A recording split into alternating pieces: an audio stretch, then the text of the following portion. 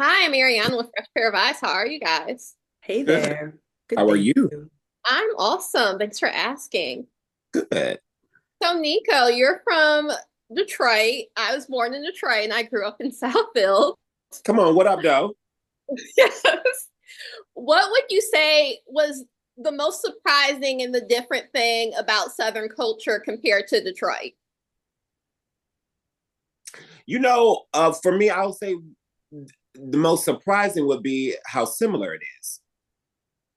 Well, how similar it is. I think that there's a perception about big cities, and Detroit, for one specifically. I think in the Midwest, I call it up south because of the migration. My grandparents and great grandparents came from Mississippi and Alabama, and have roots down there. My godparents have roots in Georgia. So I was always surrounded by people who were coming from the South and had their roots there. So going down in the valley during this docu-series was literally a way to be able to have a little bit of home life and a level of connectivity with my people in that regard. Yes. Yeah. So, Shauna, you have produced so many documentaries. How would you say this documentary experience was different than those? Well, every experience is different because it's a Mhm. different group of people that you're working with and different subjects. This was a shorter form than I normally work in. I usually work in hour format. So the 30-minute format was, just technically a little bit different and sort of like how much space you have to create the story. But I think, there was a freshness to this series that was really just so enjoyable. And it was built off of the kind of template and like of the mothership show. And the mothership show, I think the thing that is so for me, the thing that is so enjoyable and refreshing about it is the sort of freshness of it, is this introduction to these nuanced characters that we know exist, but that we don't after often get a chance to have this like peek in through the window at. And so what we're doing here is being able to, sort of do the real life version of that in some ways and say that like, hey, this might be fictionalized, but these people do exist. And so that was new for me as well, is like basing something off of a fictionalized show, which I had never done before. So Yeah. Speaking of fictionalized, but seeing a real version of it, Nico, we see you connect with Marley Santana. And that was actually the episode that I like cried happy tears throughout. That was a very emotional mm-hmm. episode to me. What was it not like going from meeting this person on social media and then being able to connect and be in their world in space? You know, that was that we met on the through social, but that was actually the first time that I was in Marley's space.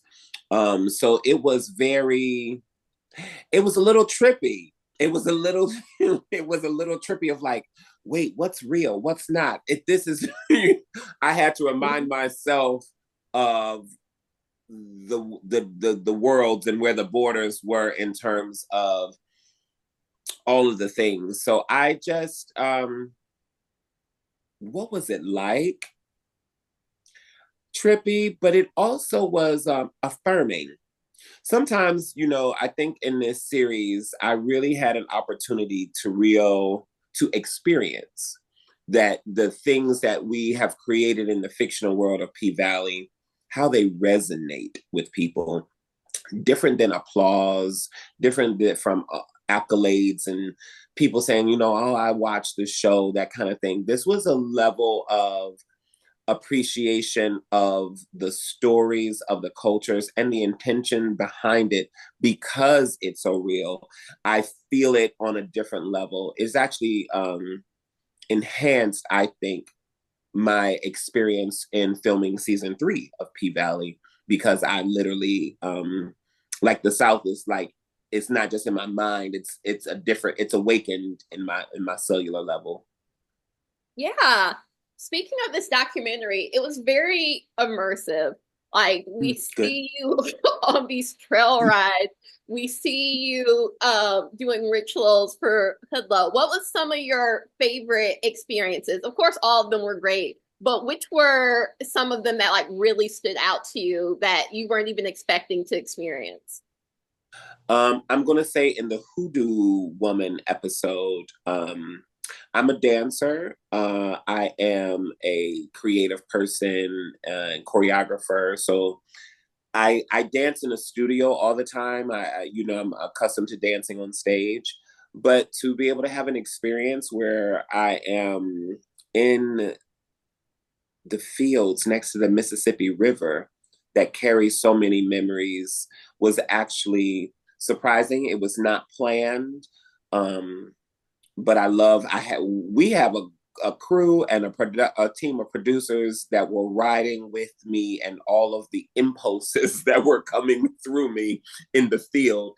Shoshana was there that day and was like, get it, yes, and get it, and get all of that.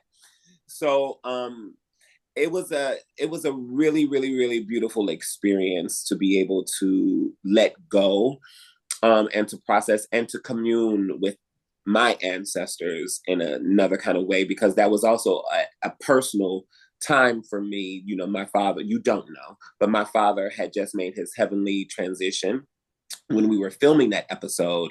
So it was something that was very personal that was really happening. So I knew that when we started this series, I did not want to play the game of, oh, don't tell this or don't tell that. I wanted to be fully, fully, fully present, and love on my people the way I love on them in real life.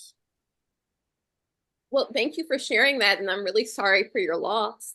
Speaking of personal experiences, how did you guys go around, get people to open up on these levels? Because it's such small, tight-knit communities. Yeah. And although you're a part of them by proxy, by playing Uncle Clifford, you're not in the communities. How did you get them to open up about such personal experiences? Yeah, I mean, this is really, oh, sorry. No, I was going to say, Shoshana should talk about it from that perspective. Yeah, I mean, this is really, why it's so important to me as a Black showrunner to hire a Black staff, to hire a team of Black producers, Black directors, not exclusively, but our team was really made up of like Black, queer, of color people. And that really Women. makes a difference. People don't understand like what a big difference it makes. And I often run into that where people not really understanding that like having those folks in the room, even though it's still difficult, it's not that like just because, we share an experience that we're like, oh yes, and let me open everything up. But it does make it that much more familiar, that much more has more of a feeling of safety.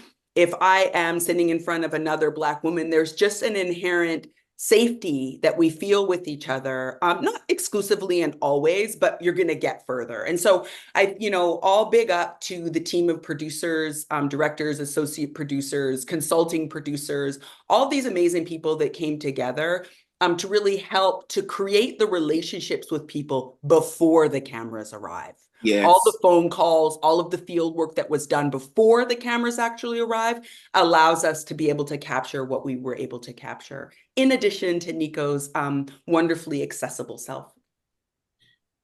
Yeah. Yes. Nicco, you've been a part of P Valley since the beginning when it was Pussy Valley in a play. Mm-hmm. And you said that this has kind of influenced season 3 for you. How is it like to have this experience? And before it might have been very fictionalized to you, but now you see that it's very much based on real things to go into season 3 and future seasons. Mm-hmm. I have been down to Memphis and to what used to be the housing development that was known as Pussy Valley, as well as the housing development of Hurt Village. I have done that in life beforehand, but in this docuseries, we were in Memphis and we were at the tailgate party. I don't remember who was playing. Do you remember who was playing, Shoshana? Oh God, don't test me right now. Okay. But it was a big, definitely yeah. For the Southern Heritage Classic. And there was a woman, there's fraternities, there's sororities, there's church groups, there's everybody and their mama is there. And this woman, she hollered out to me. She was like, P Valley. And her boyfriend and her were there talking, and they both used to live in Pussy Valley. in the housing, development. And she, just to hear her tell her stories about how she caught him, and in terms of caught him and wooed him in her through cooking, and how she would have her door open and she would make these meals and he would be walking down the hallway and smell her cooking and always like, yo, what you doing over there? And listening to their love story that was in this place that's not necessarily so romantic or classically it's not ideally what you think would happen.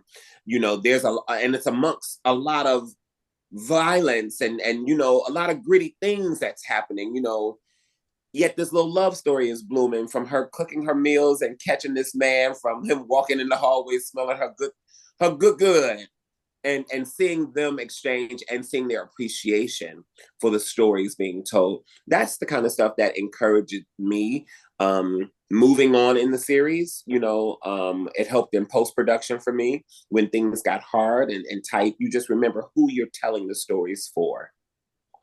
Awesome. Well, thank you so much for talking to me. Congrats on this. I want a season 2. I feel like you've only scratched the surface. And yes. And I hope to talk to you about this and future projects. Thank you so much. Appreciate your time. Awesome. Thank you. Have a good one.